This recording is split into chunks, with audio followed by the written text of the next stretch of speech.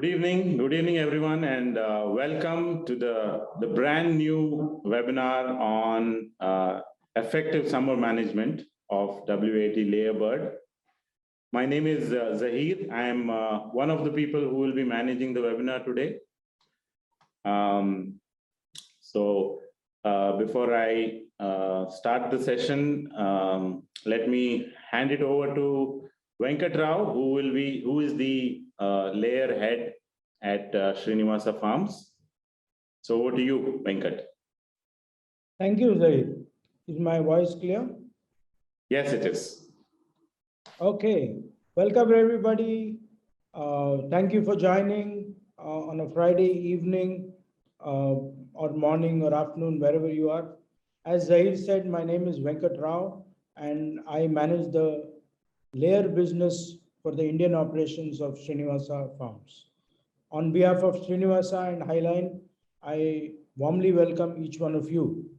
I want to introduce Dr. Greg Selliers, who is the host, one of the presenters for today's session. And Zahir, can you bring up the slide, please?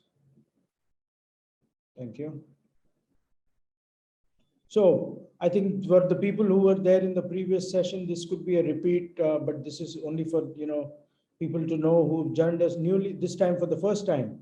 So Dr. Gregory Selliers started his poultry veterinary career in 2009 in the pharma industry, both working with both pig and the poultry vaccines and products.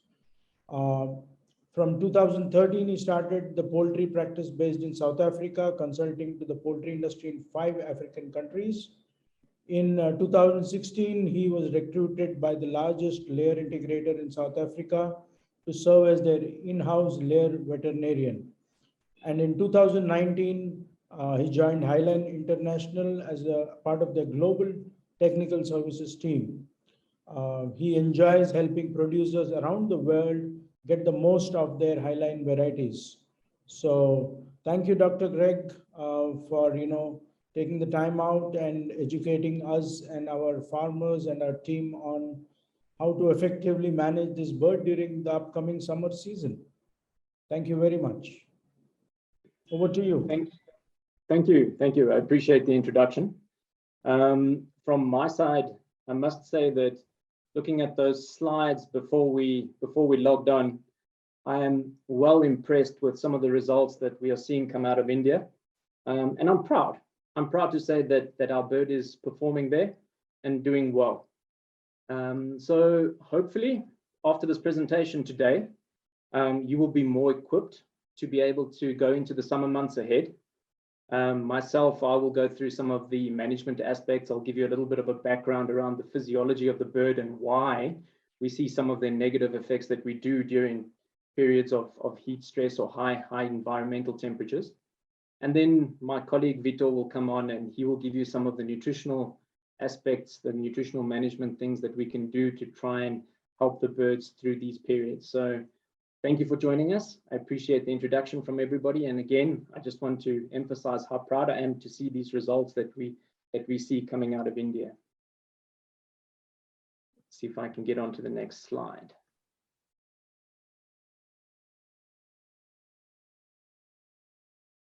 Right. So let's start off with a bit of physiology. Birds are homeothermic. Now, what this means is they produce, let me just move this out the way for myself quickly. There we go. So they produce and they dissipate heat to maintain a relative stable and consistent body temperature. Now, the body temperature of a newly hatched chick, I'm sure you will have noticed, particularly the pullet producers, that they're around 39.7 degrees. And this increases daily until it reaches a level of around about 3 weeks of age where it seems to stabilize. Now, in an adult bird, that body temperature can be between 40.6 degrees and 41.7 degrees. And what we find is that male birds are slightly warmer than the female birds. This is most likely to do with the increased body mass that the birds have. What we also see is some of the smaller varieties that are out there. They will also have a higher body temperature than some of the larger breeds. Now, birds maintain a rather uniform internal body temperature, but the mechanisms for accomplishing this is really only effective when the ambient temperature, this is now the outside or the surrounding temperature, is within certain limits.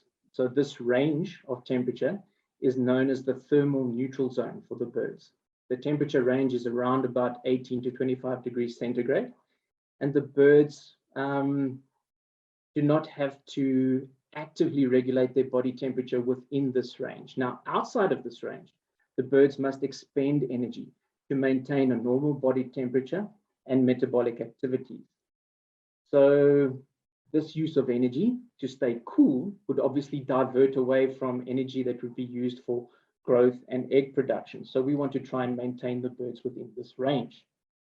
So to stay there in that thermoneutral zone, the birds have developed their own ways to regulate their body temperature, and one of which is by adapting their behavior.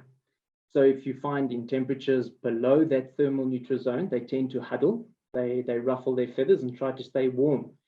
Now, because more energy is used to maintain their body temperature there, they will increase their feed intake. Above that thermoneutral zone, so outside of that range, they will start to move away from each other. They hold their wings away from their bodies to increase the air movement around the bodies, try and get rid of heat. And what we find is their appetites are depressed. This is because they are trying to actively reduce any heat contribution from the digestion of feed. Birds do not have sweat glands, as we know. So to help them lose excess heat, they are able to utilize the following mechanisms. Radiation is one. This is a term that is used to describe electromagnetic waves that transfer heat through the air from one object to another. And in this case, the heat can be transferred from the house, from the walls, from the equipment to the bird, and obviously vice versa. It works both ways. Now, conduction describes body heat loss to cooler objects in direct contact with the bird.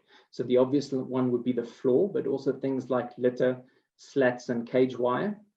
During warm weather, you will find that birds in free-range environments tend to seek out cooler places in the house. In fact, they go and lie, they scrub, they dig themselves into the litter to try and find a cooler place. Now, in cages, this is obviously a problem because the birds are limited and confined to a certain area, so they are unable to practice that behavior. Convection refers to the heat dissipation from the bird to the direct air surrounding that bird. So if the air is cooler than the bird's body temperature surface, or the temperature on the surface of the body, the heat flows then from the bird to the surroundings. If the air is warmer than the bird's surface temperature, then the bird's simply not able to get rid of heat through this mechanism. Now, evaporative cooling is an important one to understand. Evaporative cooling is expressed as the amount of water evaporated from the bird, and sometimes also referred to as moisture production. Heat is used to exchange water from a liquid state into a vapor state, and this evaporation takes place on the inside of the bird as those water passes over the respiratory surfaces inside the bird. This process is aided by lower air humidity. So the lower the humidity, the more water holding capacity of the air, and thus the more water can be evaporated into it from the bird. Birds can also increase their rate of respiration, the rate of evaporation, cooling, through their increased respiration rate, their breathing rate. Now, panting is one of those things that we see the birds do often, particularly in the afternoons after they've eaten. They might sit around and pant, trying to get rid of some excess heat. And another one is guttural flow, which is a much faster version of panting, where the air rapidly passes over the throat region. I've got a video here which I took the opportunity I saw it the other day and I thought, no, I must show you this. So I took a video of it. So this now is an example of guttural flow. You will see the birds are actively passing air rapidly over the throat region, whereas opposed to panting, when you will see them sitting on the perches with their wings dropped, a little bit slower than the guttural flow, but the mechanisms achieve the same goal. Get back to my slides.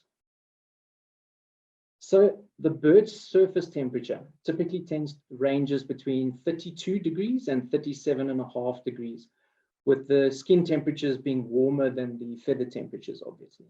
Now, if the air temperatures are in this range, it can virtually stop any heat loss from the bird and accelerate heat stress. For this reason, it's important that the goal for hot weather ventilation and management systems is to keep the air temperature around the bird less than 35 degrees. When management of hot weather conditions fail, the birds will experience high effective temperature. Now, this is the temperature that the birds feel. So they experience a high effective temperature that leads to the failure of their temperature homeostasis. This is now known as heat stress. As heat stress progresses, the deep body temperature rises. Now, for every 1 degree in body temperature rise, the metabolic rate increases 20 to 30%. That's a lot. This is in an attempt for the birds attempting to counter the effects of that heat. As the bird's internal body temperature rises, the bird initiates behavioral and physical responses, which I'm sure you're familiar with. You'll see panting, the birds spreading their wings, they stop eating, and they tend to drink more as well. What we also see is the shunting of blood towards the peripheral tissues to try and cool down. But these compensatory effects can also have negative effects on our production side. So heat-stressed flocks often lay eggs with a thinner or a weaker shell. And this is because of an acid-base disturbance occurring in the blood as a result of the birds panting. As the birds hyperventilate, they lose body heat, yes, but there is an excessive loss of CO2, of carbon dioxide gas, from their lungs and from their blood at the same time. The lower carbon dioxide level in the blood causes the pH level to elevate, and this condition is called respiratory alkalosis. The higher the blood pH, this reduces the activity of an enzyme called carbonic anhydrase, and this results in the reduced calcium and carbonate ion transfer from the blood to the shell gland. Now, compensating or providing extra calcium to the birds at this point in time doesn't really help them, and Vitor will explain that with his presentation, I'm sure. When the birds stop eating, they are unable to meet their metabolic requirements. This makes sense, right? As a result, they suffer from reduced growth, reduced eggshell quality. We see the production drops. We see reduced egg weight and reduced albumin height as well with the inside of the egg. This need, to meet their nutrient requirement could then instigate certain behavioral problems like pecking.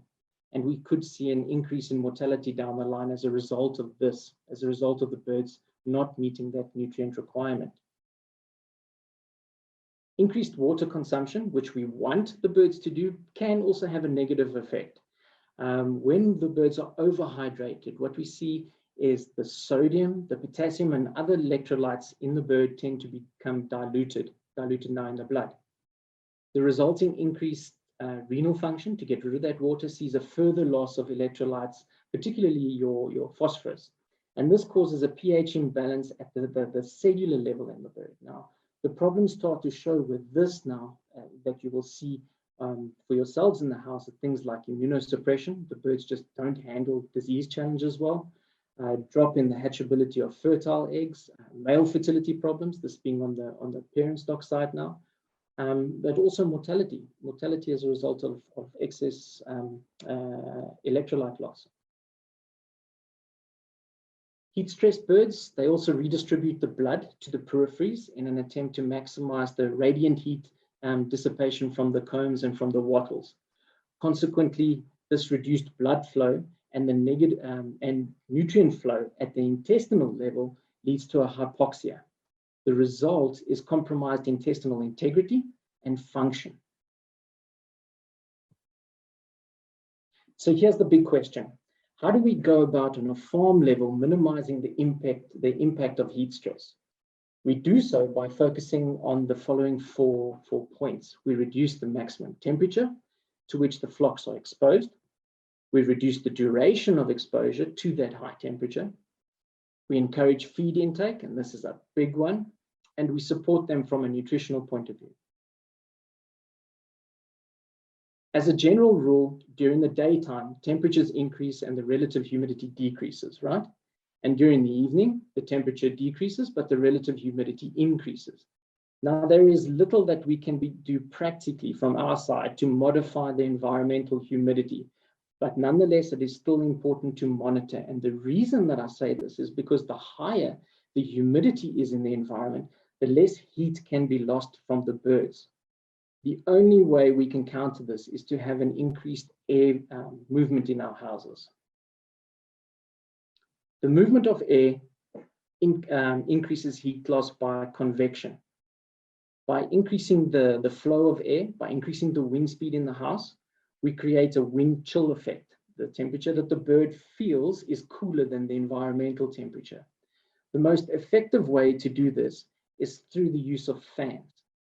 Now, in an environmentally closed house, the fans create a negative pressure in the house, and this pulls cool air in, usually at the front of the house and out the back of the house through the outlets. Now, this kind of ventilation is difficult to achieve or difficult to replicate in an open-sided house, but nonetheless, the addition of circulating fans will definitely help. Those fans should always be aligned to get the maximum wind speed within the house. So they shouldn't be opposite each other, blowing against each other, always blowing in the same direction. This is a nice example I found recently of two flocks. These are identical houses, both ventilated in the same way and both experiencing the same relative humidity. Now, the one house has got 8 18-inch circulating fans, and the other house has got 10 24-inch circulating fans. If you have a look at the ammonia levels, which is plotted out on this graph here, you will see that essentially for the first couple of days, the two houses are the same, the red house and the green house. The ammonia starts to rise in the one house around about the 14th of Feb. And this house, can you guess which house it is? It's the house with the small circulating fans. The increased air movement produced by the house with the larger circulating fans resulted in drier litter overall. So as a consequence of that, there was no increase in ammonia concentrations in this house.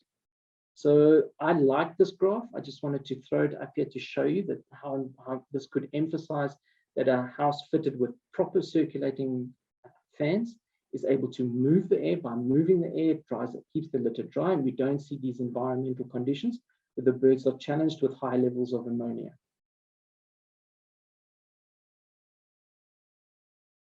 Another thing that we can do is to set the fan thermostats. We adjust them so that all the fans run continuously. This means that including during the night and including during the morning hours, when we would typically switch them off because it's cooler outside, we want to run those fans. We want to run them because we're trying to maximize the level of nighttime cooling within the house. By doing that, we prolong the period that follows the next day of moderate temperatures or hot, warmer temperatures as the day progresses. Shading of the house also helps, especially where the air inlets are placed. But be careful with shading that you're not occluding your air inlets, not restricting them. Cool water will help reduce the bird's core body temperature. Keep the water cool by flushing those lines frequently. I saw a producer recently that had deep freezers that he had dedicated to making ice blocks, and those ice blocks he would take out the morning of a hot day and put them directly into the header tanks. That helped keep the water cool that he was providing to the birds. But we can do a lot of little things on the farm. Just by shading our water lines, by burying them under the ground, we can keep that water cooler for longer. The use of water to aid in cooling the environment is great. But there is one downside to this, and this is that we are increasing the humidity levels in the environment at the same time. But take my word for it, the benefits of that we get from the reduction in temperature from using these different methods far outweigh the increase in humidity that we get and the possible negative side effects of that. So when you're faced with the option of do I or don't I use water for cooling when the when the environmental humidity is high, we still want to move forward and use these tools. So use your foggers, use misters to cool the air and run those foggers every 2 minutes. Run them for 2 minutes about every 10 minutes during the day. Fog the inlet air. That's a great place to put it, particularly with your negative ventilation to the houses, because this helps to cool the inlet, the air that's coming into the house. When you put those foggers on the inside of the house, it will still work, it will still have an effect, but careful that you are not wetting the environment too much though. Use roof sprinklers during times of extremely high temperatures. This is a great idea. I've done it, I do it. This removes the heat from the house and reduces the radiated heat on the inside of the house from the roof. Do not disturb the birds during the hottest time of day. Adjust your work schedule so that the routine work is done during the early morning and nighttime hours. Do not overstock the cages. Remember, overstocking physically blocks the movement of air past the birds and restricts your ventilation through the house. Reducing the duration of high temperatures comes down to planning, really. Keep an eye on the weather forecast and anticipate periods of high temperature. Work out for yourself what are my management processes going to be, what are my nutritional measures that I'm going to take prior to the rising temperature, not the day of, because then we are just caught on the back foot and we perhaps do not have all the things in place. Adjust your lighting program on the houses to provide more lighting hours and fewer afternoon hours, lighting hours, to encourage the birds to consume feed during the cooler parts of the day. Use a midnight feed. A midnight feed is a very practical tool that we've got. We introduce 1 to 2 hours of light over midnight to provide the birds with an additional feeding opportunity, and usually they use it because that time of day of night is cool, much cooler than during the day, so their appetite is there. In extreme heat stress circumstances, lower the intensity of the light. Why? Because this helps to reduce the bird activity. Less lux, less lighting in the houses, darker houses reduces the activity, and we know that activity stimulates body heat, right? So we want to keep those birds quiet. Do not run the feeders during the hottest time of the day. I'm pretty sure that that Vitor is going to reiterate this point. Level your feed often. Normally, you would have a 1 hour of feeder cleanup time from the troughs. What you want to try and do is extend that period to 3 hours, particularly when your temperature is around 36 degrees outside. Don't let them feed over the hottest part of the day. You can also try alternating your feed particle size. By increasing that, you're getting in more of a complete ration, but what you want to try and do is at least supplement the calcium if you're going to go for that crumble. Now, I'm certainly no nutritionist, so this is not my level of expertise. So at this point, I think I should hand over to Vito and let him take you further through the presentation.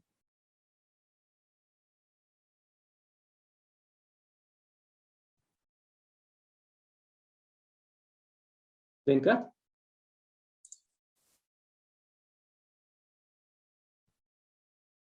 Or should I start? I think you can go ahead and start. All right. Just give us a minute. I'll have Venkat be there. Just a second.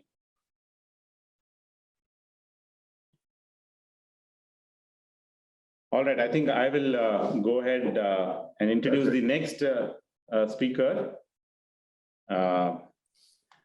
Peter is the next speaker. So before Vitor starts, let me quickly introduce him. Vitor is a global nutritionist at Highline International. He provides nutritional services to Highline customers worldwide and manages the nutrition of pedigree and grandparents breeding flock in Iowa. Previously, Vitor was technical services director at Highline Brazil. He was responsible for the management of all products and technical support for customers. Prior to joining Highline, Vitor worked on creating, implementing, and standardizing nutritional metrics for commercial layer flocks. Vitor holds animal science degree, MBA in international poultry, and also holds an MBA in business management. So welcome, Vitor. And over to you. All right, Zahir, thanks a lot for the nice introduction. Pleasure to be with you guys, at least virtually again. Hopefully we will be able to be together soon. And let me just share my screen so we can start. Can you guys see my screen already or not yet? Yes, sir. Yeah. Well, sir. We can see it. Yes. All right, perfect, guys. So very nice. Greg helped me a lot here, a lot of things on feeding management that he already said. It's gonna make my presentation easier and faster. But what I would like to say to you guys is a lot of these nutrition adaptations that we need to do is prevention. Prevention is always easier and the payback is always better. And when you try to react to these changes in heat stress, usually is not so effective and you're gonna have some greater or lesser, but you're gonna have some damage anyways. One thing that I would like to say is we sometimes pay a lot of attention in our production period, but it's very important to also give some very good attention and in terms of management and nutrition for heat stress to our growing flocks. We know and we have a very extensive database now, more than 1 billion chickens in our database.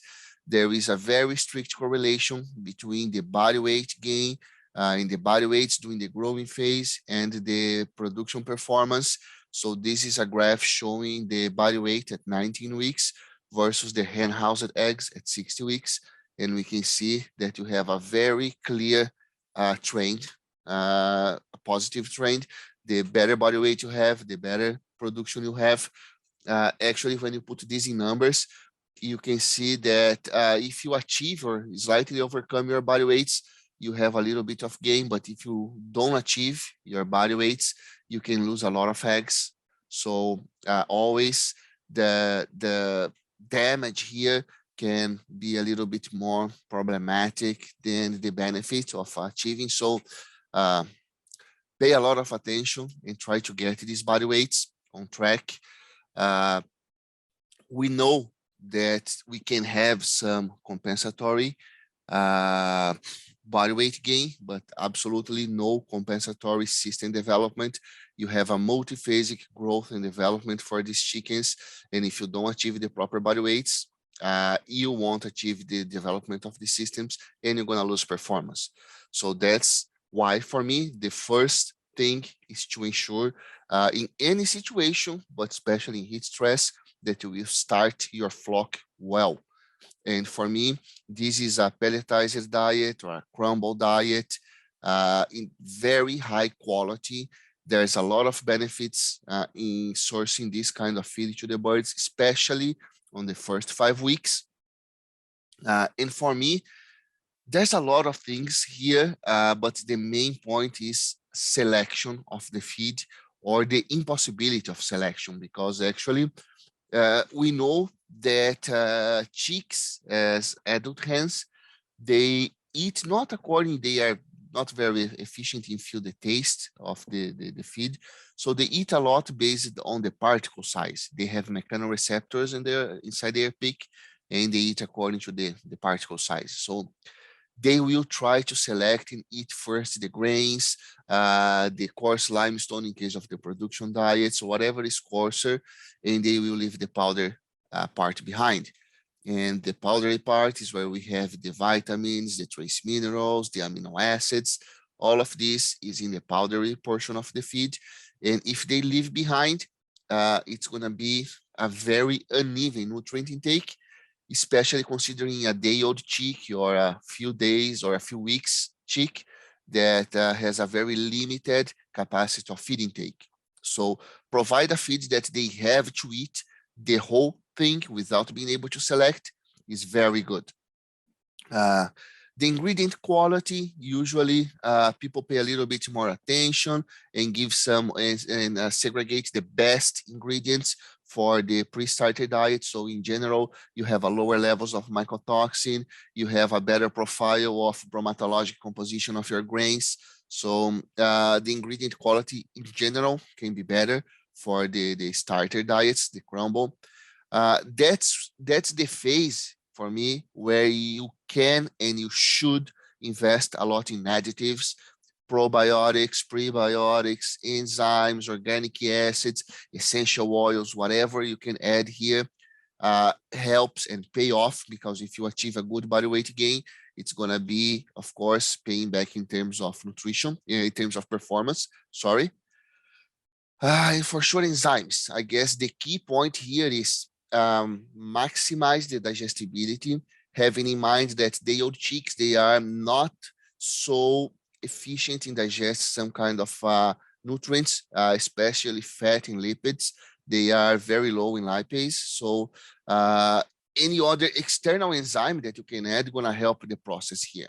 Okay, so for me, that's the great starter, and every single farm should considering this, especially during heat stress. Now, there's a lot of things that we can say for heat stress in terms of nutrition, but for me, it's important to consider what gives you the best benefit and what's gonna help you, but with a limited benefit. And that brings us to this Pareto rule, right? The Pareto rule, for the ones who are not familiar, says that 80% of your benefits are achieved with 20% of your actions, and then the opposite, the other 80% of your actions achieve the remaining 20% of the benefits. So for me, these two items that are crucial, it's going to give you the most benefit in heat stress, is ensure that your birds are drinking and eating properly. So a lot of what Greg already said, feeding them in a cooler time of the day, ensure that the water is cold and drinkable. That's gonna be 80% of your benefits and for your saving a flock from heat stress. Everything else is gonna be helpful. Let's say particle size, the replacement for starch versus oil, using sodium bicarbonates, potassium salts, acute heat stress exposition, that's some very interesting management practice, use of different fibers, especially soluble fibers, betaine, ideal protein balances. All of this is helpful for sure, but making sure that your birds drink and eat properly, that's the key benefit here, okay? Nutrients versus temperature. Remember that all nutrients, every single of them are affected during a heat stress because the feed intake is decreased. But the energy, especially, it's affected indirectly because of the feed intake, but also directly because of the amount of energy that goes for thermoregulation. So it's interesting to see this graph. Greg already told us about the thermoneutral zone that we have. And of course, inside the thermoneutral zone is where you have the lowest requirement of energy when you consider, of course, not in terms of absolutely requirements, but in terms of energy for body temperature maintenance. And of course, when you move away from this thermoneutral zone, you start to increase the requirements. If your energy intake starts to decrease because of the decrease in feed intake, and you start to get closer to this maintenance energy, you are losing liquid energy for egg production. So the difference between requirement and intake is what you have for egg production. So this starts to decrease until you have the point where you have lower energy intake compared to the requirements or the maintenance energy. And that's the moment we have a negative energy balance. That's the moment where we start to lose production, you start to have mortality, and you start to have a lot of problems. So for sure, what we want to do is practice to keep increasing our feed intake and maximizing the nutrient intake as our energy requirements also increase, okay? So it's very important to understand this, that the energy requirements change with the temperature, because also what can happen is you can make a very good formula in terms of amino acids and understand what are the requirements and understand what is the feed intake and shoot exactly bullseye for the amino acids. But if you don't have a good energy formula, your amino acid is going to be used as energy source. So that's a quite common situation, especially in heat stress, that you start to lose egg weight, you start to lose muscle conformation of the birds, you start to lose albumin quality because your amino acids are being used as energy source. So you need to understand a lot how the temperature affects your energy requirements, but mainly how your feed intake reacts to the heat stress to have a good adjustment of energy and maximize the utilization of your amino acids. So in terms of total requirements of energy, that's how the temperature affects it. So for this slide here, I made an average of several different equations. I guess this is not a news to anyone. You can predict the energy requirement based on the performance of the chicken, but you have several different ways to do this. You have the European equations, you have the Asian equations, you have the North American, the South American equations. So what I did here was average a bunch of them here, and based on body weight gain, production, egg weight, environmental temperature, and feathering score, calculate the requirements for a leghorn or for a brown in terms of cage and cage free. But then you can see this is calculated at the top of the thermoneutral zone. But as you can see, as the energy, as the temperature increase, of course, you start to need less energy for thermoregulation. So you decrease, of course, your total energy requirement, even though the energy requirement for maintenance of the bird can start to increase after 35 degrees, as Greg already told us. So that's why these models work better until 33, 34 degrees. After that, not so much. But what I wanted to tell you guys with this is a very common question. If my temperature increase, should I increase the energy on the diet? Should I decrease the energy on the diets to help with the feed intake? And the answer is always, it depends. Depends on how your flock will behave and how the heat will affect the feed intake. And of course, this is based and depends a lot on what you have in terms of foggers, of fans, of stocking density, of management, of water temperature. So all of these will affect your feed intake. So I have here a change from 15 to 35 degrees in 2 different farms, and you can see a very different change in feed intake. So if we set the same energy requirement decrease according to the temperature, but farm number 1, milder decrease in feed intake, but farm number 2, more aggressive decrease in feed intake. Of course, you're gonna have, you divide one by other, right? You divided the feed intake, or you divided the kilocalories per bird per day needed by the feed intake, and you have the amount of kilocalories in the formula. You have a completely different reality. Farm number 1, as temperature increase, you need to decrease the energy. Farm number 2, you need to increase the energy in the diet. So again, it's difficult for you to take a decision on how to manage your energy during the heat stress if you don't know how the flock is behaving in terms of feed intake, and you don't know the variables that leads to that, yes, such as, again, your foggers, your fans, your stocking density, and your water temperature, and mainly your water intake. So it's very important to measure all these variables, okay?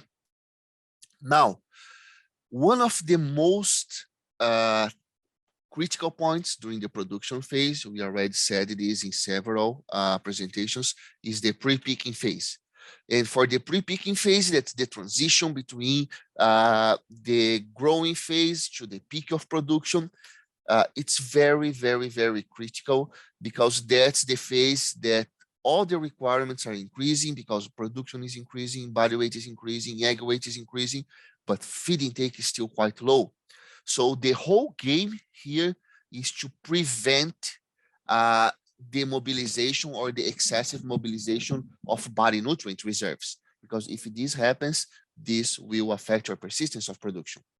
So for me, it's very critical to use a pre-peak phase, that is to concentrate this diet to account for this lower feed intake that will be even more problematic during heat stress. So you need to concentrate a lot, especially in amino acids, especially in vitamins and trace minerals. Not so much in terms of energy, because we're going to see that this can decrease a little bit or limit a little bit your feed intake. And we even have some trials showing this. Of course, India, we know that because of the temperatures, we are already using a low energy, but we can see here, so what is a controlled diet, regular in amino acids, in energy, and vitamins and trace minerals. Enriched diet that is high in everything, protein, energy, and vitamins and trace minerals, and a pre-peak diet that is enriched in amino acids, enriched in vitamins and minerals, and low in energy to stimulate the feed intake. And of course, I'm not saying that you should go even lower in India. No, because you guys already use, but it's a very interesting profile. So if you guys increasing the amino acids and the vitamins and trace minerals, you would have already a pre-peak diet. And you can see the benefits of that, especially on the pre-peak phase, 19 to 24 weeks. You can have 4% more egg production, 2% more egg weight, 5% more egg mass, and 3% more efficient feed conversion. So there's a lot of benefits in that, especially if you increase the amino acids and vitamins and trace minerals during this period, okay? There are some goals that you should achieve and pay attention for the W-80. You should gain from 16 to 20% of body weight from the first egg to the peak of production. You should increase 20 to 30% your feed intake, and you should gain at least 16 to 18% of egg weight. If you achieve these KPIs, it means that you achieved the peak of production without sacrificing so much body reserves. And this will give you persistence of production. If you still peak 95, 96, 97, but you didn't achieve these 3 KPIs, especially the body weight gain, well, your flock still peaked, but peaked consuming a lot of body reserves, so your persistence of production will not be as great. Okay, so that's why for me it's so important to make a pre-peaking diet during this period, even more important in heat stress. Always, and again, I will reinforce that several times, that amino acids are crucial, but vitamins and trace minerals are even more important. Remember that the recommendations that we have in the guide are based on the mature feed intake of a flock, but during the pre-peak, they are consuming at least 20% less feed, sometimes 30% less feed. So that's why my recommendation, while your feed intake for the W-80 is below 95 grams per bird per day, you should feed at least 30% more premix for these birds. At least. You could be even higher of that, but at least 30%. And then when you overcome 95 grams, you move to a normal premix inclusion, but that would be critical to achieve the performance during the pre-peak, okay? The pre-peak management, I mean nutrition management, more frequent feedings and leveling of the feed. I guess Greg already covered that. Empty feeder still has to be respected. Again, the selection and the preference for coarser particles, you need to ensure time enough for the birds to eat the fine presentation, the fine particles of the feed, where again, vitamins, amino acids, trace minerals are all there. Adjust the lighting schedule to provide more light during the morning and cooler hours of the day. And I have this note here that you need to have in mind that this practice will negatively affect the eggshell quality, okay? So it's a 2 game here, right? It's a 2 variable game. Having a good production or keep your birds alive. In a normal condition, without heat stress, you don't want to feed these birds in the morning as much. You want to feed them more in the afternoon to maximize the limestone intake, the calcium intake, to have a good eggshell quality. Now, when you move to a heat stress situation, then it's a different game. You just want to keep your flock alive and eat as much as they can. So then makes sense to have your lighting program more in the morning. But again, if you don't have heat stress or after the heat period goes on, shift your lights to have the birds eating more in the afternoon, okay? Midnight feeding, it's crucial. 1 hour at least, 2 hours ideal, since you respect the 3 hours of darkness before and after, but that can boost almost 5 grams of feed intake of your flock if you do this in a well done manner. Very important that when the lights go off, you have enough feed for when these birds awake, they have feed. Of course, if you awake then at midnight or whatever the time it is, and they don't have feed inside the trough, it's just more stress for these birds, and the midnight feeding will decrease even more your production. So very good practice, but ensure, of course, they have enough feed in this period to eat, okay? Feeding times, remember again that it's the balance here. Feed as much as you can to stimulate the bird, but ensure enough time for them to eat the fine particles as we are seeing here. So that's what we would like to see at least once per day. Remember that feed birds in extremely heat stress will increase the mortality. So back to Greg's point, feeding the cooler morning hours, it will be helpful, but in the extremely heat stress, don't feed the birds on the hot hours of the day. We know that the reduction in metabolic heat generation during the fasting birds, the fasting period, is from 20 up to 70%. So again, we don't want these birds to eat during the hottest periods of the day, okay? I have 6 minutes left, so let me accelerate a little bit here. Assume during summer that your feed intake will decrease. Give a more concentrated feeds, again, non-energy nutrients such as protein or amino acids, vitamins and trace minerals. They should and can be increased, but never in the same proportion of energy. So a quick example here, if you increase your amino acids by 5%, increase your energy just by 2%. So you don't have your energy increase limiting the feed intake and getting back to where you were. Adjust the ideal protein. Threonine levels could go from 70 to 74% to maximize intestinal quality and absorption. Valine, it's very interesting effect in terms of shell quality and skeleton health, and the calcitonin levels. Tryptophan have a direct correlation with the hormonal production in terms of dopamine, makes the birds a little bit calmer. Especially if you have a good level of B3, if you have a low level of niacin B3 and tryptophan, the feed intake will be much more compromised during this period. And again, increase vitamins and minerals at least from 20% to 40%. Some things that we can make during the summer to help boost vitamin A in at least 800 units per kilo. This will help with the immunity and stress enhance, especially if you do this associated with vitamin E and selenium. This will help a lot with the oxidation, the behavior. Again, tryptophan and niacin would help with that. That's what we have here.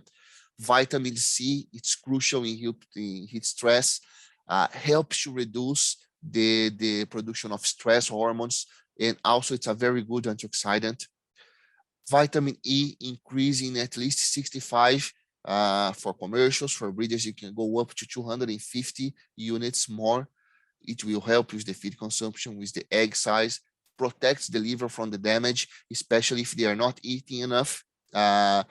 This can be, you can have cetonic bodies in the liver, and the vitamin E will help to decrease that.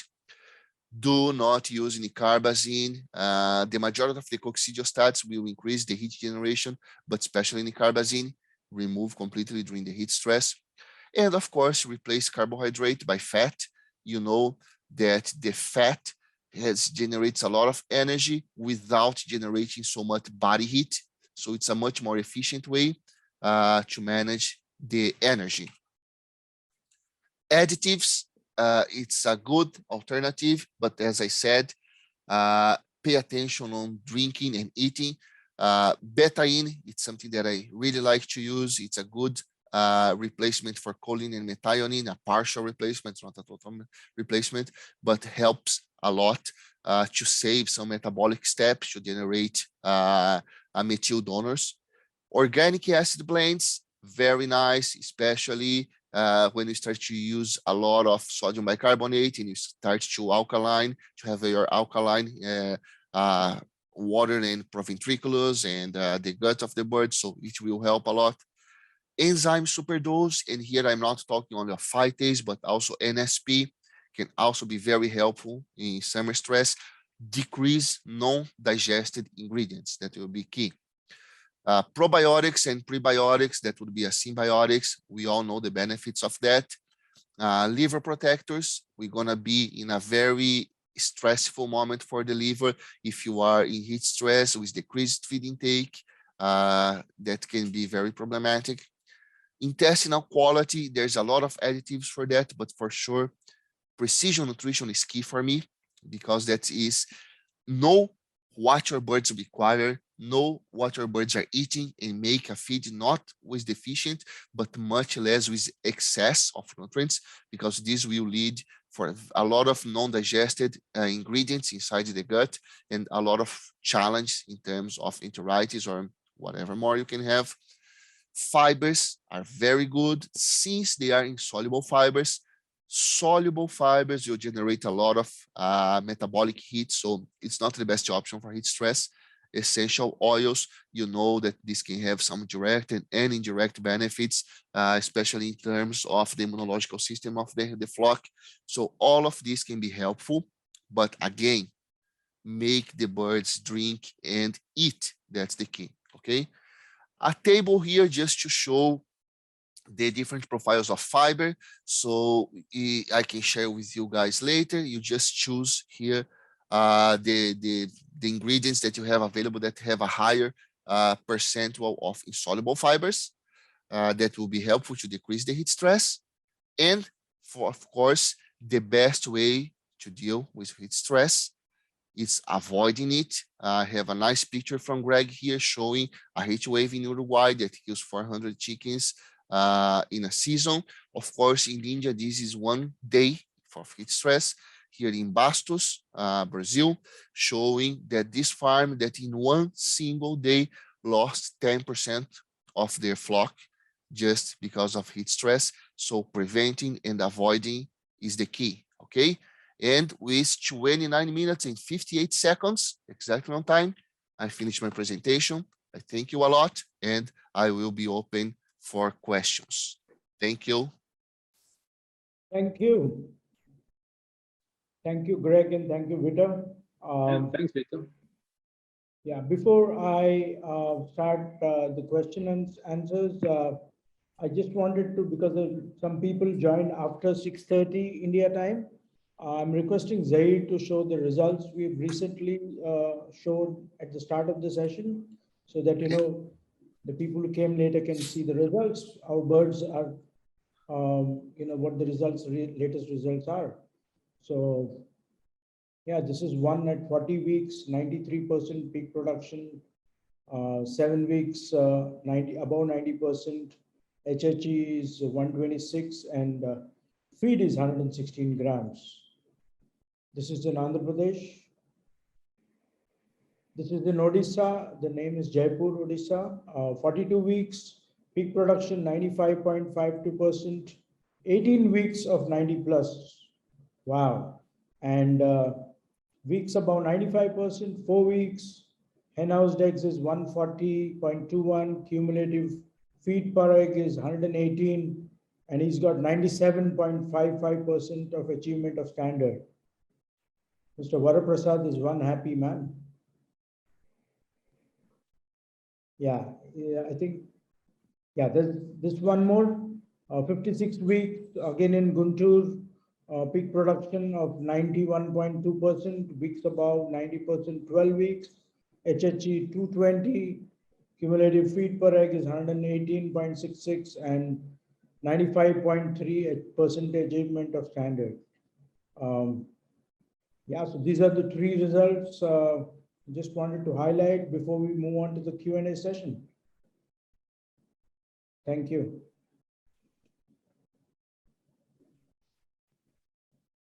So over to you, Greg and Vitor. Okay. Q&A. Sure. There's a couple of questions here. I see some of them have been addressed in the presentations that we did, but we can perhaps just remind each other of it. Vitor, there's one here. It's just a query on the size of the limestone. Okay. Perhaps you can just make a general comment here. Yeah, the size of the limestone depends on the solubility of the limestone. So it's all about to provide the maximum retention time for this limestone. So if you have a high solubility, let's say more than 40 to 50% solubility of this coarse limestone, you're gonna need a 5-6 millimeters limestone because they will be soft and they will grind and solubilize too fast. If you have a very low solubility, let's say 10%, 15%, that's a very hard limestone, usually limestone from areas from marble and granite, then you need 2 millimeters, 2.5 millimeters, because it's very hard and take a long time. And if you have something between, you keep the particle size in between as well. Makes sense. Somebody's asking about our opinion on butane in heat stress management. I know you had it up on your screen there. Do you want to comment on it? I can tell you what I know about it. I know it's very useful in maintaining an osmotic balance, right? So it helps to maintain cell integrity. I know you mentioned in your presentation that it can be a donor for some of the amino acids. Yeah, so basically you use methionine and sulfurated amino acids as a methyl donor, and the betaine can help to do that with less metabolic steps. So you save some heat generation for the bird as a benefit, besides, of course, the osmotic balance. That would be the key one. Yeah. Another question is there, do you have a preference, whether it be natural, chemical, or in any other form? All of them are good. It's just different bioavailability. So of course the natural comes from that. It's a little bit more bioavailable.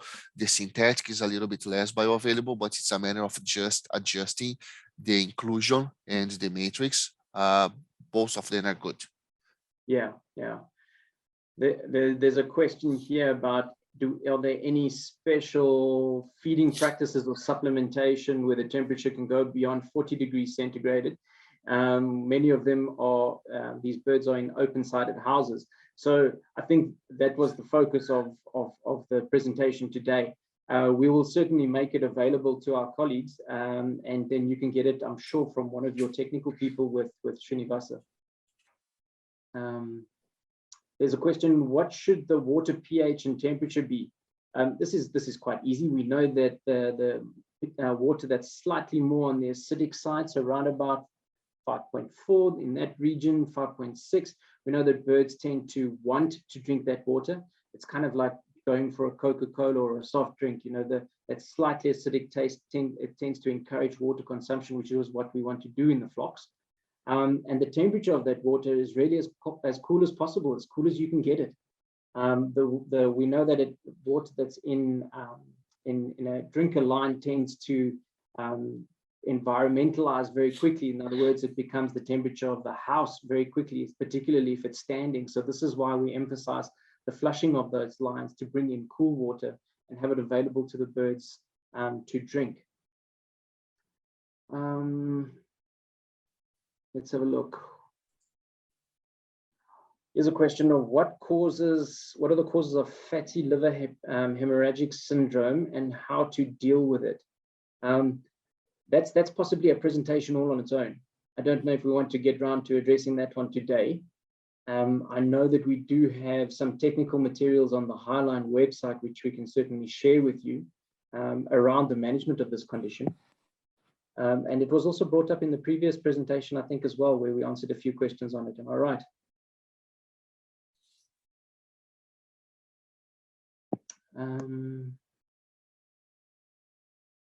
Let's have a look.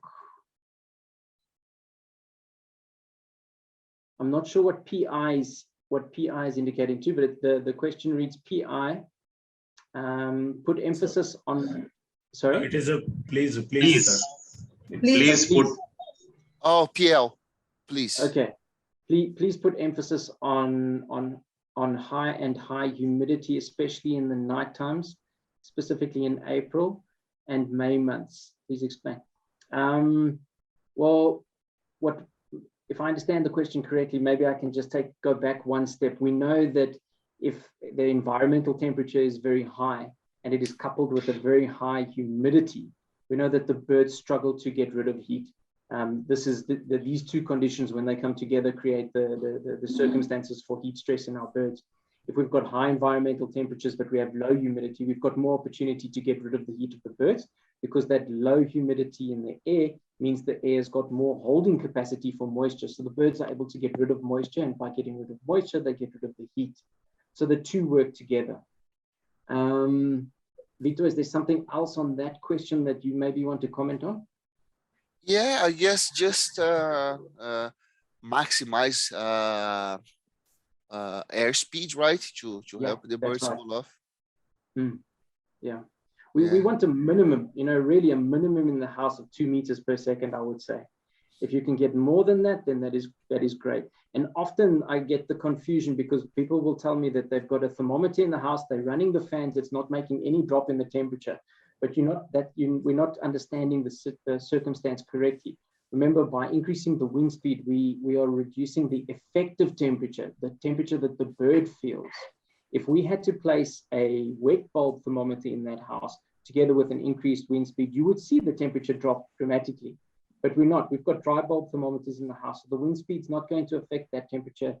So the perception is that the fans are not making a difference to the temperature, but they are. The fans are making a difference to the effective temperature that the birds are feeling. So that's important to remember. Please throw some light on the duration of lighting during the summer related, where did it go? With feeding during the nighting hours. Okay, so when you introduce a midnight feed, what you want to do is make sure that the birds are still getting their sleep. For this to happen, the birds need to have dark hours for 3.5 hours at least, a minimum, on either side of your lighting period. So if you're putting the light, Vito had that nice pie chart that he put up on the one slide. If you're introducing your light for a period over midnight, you want to have a dark before and a dark after of at least 3.5 hours. The minute you start to eat into that those dark hours with your light, you're taking away from the bird's sleep. You know how you get when you don't get any sleep, you're not feeling great the next day, you're not performing at your best, and it's the same with birds. So we want to give them enough hours to sleep so that they can be active, have good feed consumption the following day, and produce for us. There is, I must mention, a trick here. If you are going to take away your midnight hours, your midnight feeding hours, do not do it abruptly. Do it slowly. Take away 15 minutes every week, roundabout. So whereas you can introduce it quite fast, you can't take it away very fast. You have to do it gradually. Okay. Vito also made a comment that that midnight feed needs a little bit of management. Make sure you've got feed in your troughs before you switch, if you're going to do that, so that when the lights come on, feed is in front of the birds. They don't have to wait for feed, right? Sodium sources, right? Yeah, sodium sources, yeah. So on sodium sources, I would not take sides on products here, but for sure is the concept itself. You need to maximize the sodium while you minimize the chloride and maximizing the potassium on these diets to make the electrolyte balance go as high as you can. So whatever the products, you can do that, and having in mind that some of these products can generate an alkaline balance. That's not what we want. So you pick all of these variables: high sodium, low chloride, high potassium, and low pH, and you choose the product that delivers all of that. Here's a question on what is the effect of heat stress on semen quality and quantity? Well, we know that it negatively impacts both. So high temperatures, remember that little semen is just it's a little protein cell in amongst the protein fluid, and heat will start to denature those proteins. So you're going to start to denature the quality of that semen in itself. And the production of semen is also impacted during periods of heat stress. So it's going to negatively impact both of those factors. What is a good temperature inside a layer shed? Anywhere within that thermoneutral zone. But remember what I said there about your goal. Your goal should really be to keep the effective temperature in that house less than 35 degrees. I think that should be the goal. If you can keep it in the thermoneutral zone, all the better. And those houses that we have that are environmentally controlled, that's what they are set to. Which oil is best for the use in dry heat and when there is humidity and heat? Is this oil in the feed, I think? Yeah, and actually, I would say that's more a matter of feeding management itself. All oils, for sure, if you don't manage them well in hot areas, you're going to have oxidation, you're going to cetonic bodies, you're going to have liver damage. So for sure, it's having enough antioxidant in the feed to prevent for that, but mainly a good feed management. Do not let the temperature of the feed goes too high, because this will generate oxidation, and especially don't let the feed sit there for too long. Maximize the turnover, makes the smaller batches to have a faster turnover of the feed. So if you do all of that, you can use soybean oil, canola, you can use whatever you want if you do a good management. I don't see, actually I see much more problems when you go to extreme cold temperatures. Then you can have some problems with the oil, but in heat stress, well managed, I've seen all the oils being used with success. Okay, good. Do we see any value in adding dextrose for heat stress alleviation? If so, can you comment on the dose, Tito? No, I don't have experience with dextrose. No, me neither. No, that's something I can research and get back to you, but personally, I don't have experience in that. Okay. There's a question how to improve egg production and egg quality with longer production cycles. So this was the previous webinar. So we have covered this, and I encourage you to get the materials from that webinar. Sure, if you have any specific questions regarding that presentation that we had, you are welcome to send them through the technical people at Srinivasa, and we can see if we can answer it for you. Hi, Greg has switched to W-80. There we go. It's an easy solve. There's a question, is iodine value relevant in choosing fat to replace carbohydrate as the price of oils is too high to use now? That's an interesting one. Well, we know that the iodine going to have some effects on the feed intake, on the feed behavior of the bird, on the appetite of the bird. It's going to have some effect on the LSL, on the LH, FSH production. So I would say that yes, directly and indirectly, if you have a replacement of carbohydrates by fat, you're going to decrease the generation of heat stress. You can maximize the feed intake, then you can have more iodine. So I don't see a directly, I see an indirect correlation of iodine intake as a consequence of the feed intake. But to be completely honest, I never increased or decreased the iodine levels specifically because of that. But yeah, we know that iodine affects the appetite of the bird. So yeah, maybe. I never thought about this way. And I know I could say that indirectly, but it's not a common practice to change No. the levels, no. No, no. Okay. All right, Venkat, it looks like I've gone through the questions that were on the list. Hey, so let's wait for a minute and see if there's anything else. Available phosphorus in heat stress in relation to the calcium. Mhm. Yes and no. Yes, because if you have worse intestinal and liver quality, and you have less efficient utilization of vitamin D, you're gonna deplete more calcium from the bones. And when you deplete more calcium from the bones, you deplete more phosphorus. So yes, in this case, you require more phosphorus than in a normal situation. If you do everything right and you are able to keep your feed intake and you are able to keep your liver quality and you are able to keep at a normal level the limestone intake at the end of the day, you should not have to increase the phosphorus. Okay, but yes, the phosphorus requirement changes according to the calcium utilization. So it depends on how good or how bad you are able to preserve the calcium from the bones. From Dr. Jivan, what levels of electrolyte balance you recommend during summer month? Depends on what you have in terms of salts, ideally around 250 or even a little bit more. It's very difficult to get to that if you don't have any source of potassium. If you don't have potassium, probably around 220, depends on what you have. Calcium supplementation level in summer.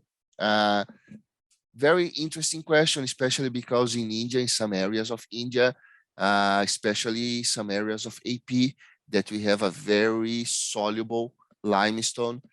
We see flocks eating more than 5 grams of limestone per bird per day. But that's not because they require the limestone, it's because this limestone goes away too fast. So what I would say is,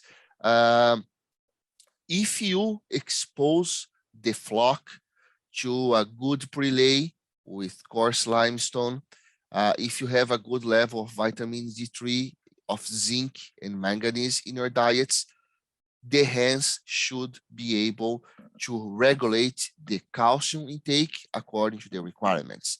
So we clearly see that in a breeder shed where you have extra limestone, and the males almost don't touch this limestone. They can go there and peck a little bit once or twice just by curiosity to see what is that, but they will not eat systematically. And the same thing, the sick females or the females that are not in production, they will also not eat.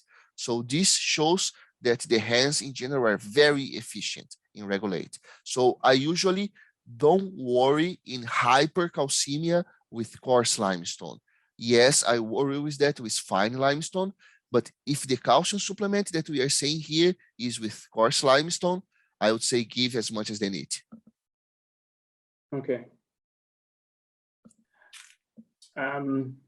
There's a question, please explain about the probable causative reasons for cannibalism. In what he's referring to here is eating her own eggs. So there's two things that we really need to eliminate here. Firstly, and I've seen this very often, and that is, why do the birds have access to the eggs? And it can either be a cage management issue, so that the cage itself is either poorly constructed or old, so that the eggs are not rolling out quick enough and the birds end up standing on them. And the other one, which I commonly see, is that the birds are overstocked in cages, so the eggs do not have the opportunity to roll out and the birds end up trampling them. As a result of trampling them, when they see the liquid product there, then yes, they do eat it. From the other side, well, what we see with heat stress, as you know, is the eggshell, the integrity, the quality of that eggshell is compromised, so they do tend to crack easier. They do to break easier, so a small bump or a small pressure on the egg ends up cracking the eggs and they eat it. So I've have yet to be able to directly link it to a nutritional shortage, but perhaps Vitor can comment more on that one. In cases where I've seen it, it's been more of a management issue. Vitor, do you want to maybe comment on a possible nutritional causes there or reasons? Yeah, for sure. We have some nutrition causes, we have some behavior causes, lack of minerals, especially salt, especially zinc, can generate that. Lack of sulfurated amino acids can lead to that. Lower levels of niacin with tryptophan can lead to that. But mainly the thing is, after this starts, even if you remove these variables, it's very difficult to control. So I'm 100% here with Greg. Management would be the key. Usually this starts by management trigger, can be aggravated by a nutrition deficiency. But if you have your management where it should be, it's very difficult to have a cannibalism by a nutrition effect, only if it's too extreme. So pay a lot of attention on your management. Yeah. There's a question, can adding sodium sulfate in large quantities to increase electrolyte balance be harmful to the flock? Okay, sodium sulfate. I want to say anything in large enough quantities can be toxic, right? Yeah. And I just don't wanna, we know that the sodium sulfate, it's a ingredient that it's not available for all the companies, and some companies are doing a little bit more of advertising on that. So answering from a technical point, you may have some advantages in using sodium sulfate in replacement of sodium bicarbonate, especially in the acid binding effect. In theory, the sodium sulfate will not turn the environment as alkaline as the sodium bicarbonate, but you see several trials with no difference between both of them. So as I said, it's a very theoretical effect, but nothing as effective of do the basics well done. And as Greg said, everything in excess, yes, it's gonna have some detrimental effects. So keep to the basics, do the basics well done. Yeah. Now the next question is actually on that. They're querying the minimum maximum level of sodium bicarbonate in a diet. Now I've done this. I've added sodium bicarbonate to help the flocks through heat stress, and it seems to have worked. It works quite well. We have two main advantages here. Of course, one is a source of sodium without chloride, so this helps to it helps to increase the DEB, the electrolyte balance for the flock. That's one huge benefit. The other benefit is you have the HCO3 part of the sodium bicarbonate molecule that can easily be converted to CaCO3, to calcium carbonate. That's the active form of calcium in the shell. So you can preserve a little bit better the shell quality when you're using sodium bicarbonate than when not using, because you require less metabolic steps to have calcium carbonate available.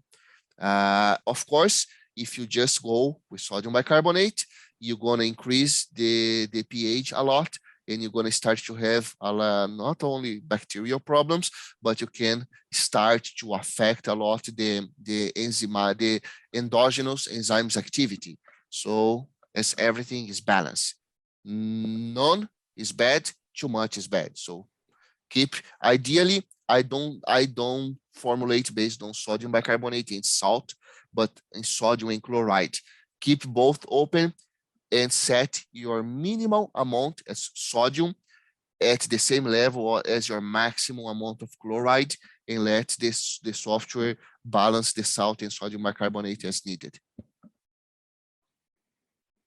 I'm glad I've got a nutritionist on this call, so I don't have to answer these questions.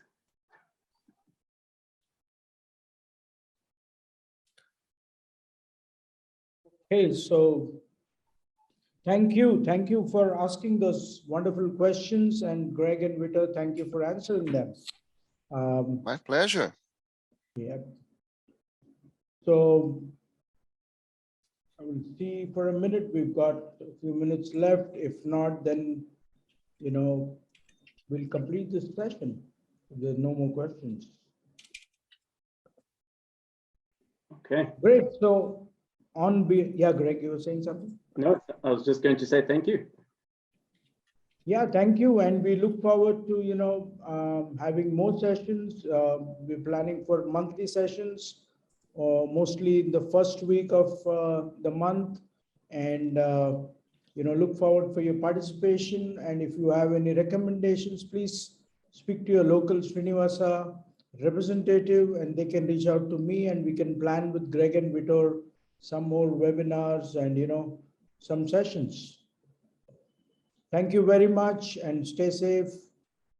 Good evening. Yeah, 1 minute before closing, you all will get a feedback link to their email, and all are requested to have a go through the survey, and then please give your feedback. It's very important for us to know what you want, and then it helps us to get things sorted out. So please take the survey and give us the feedback. Thanks for remembering that. Thank you.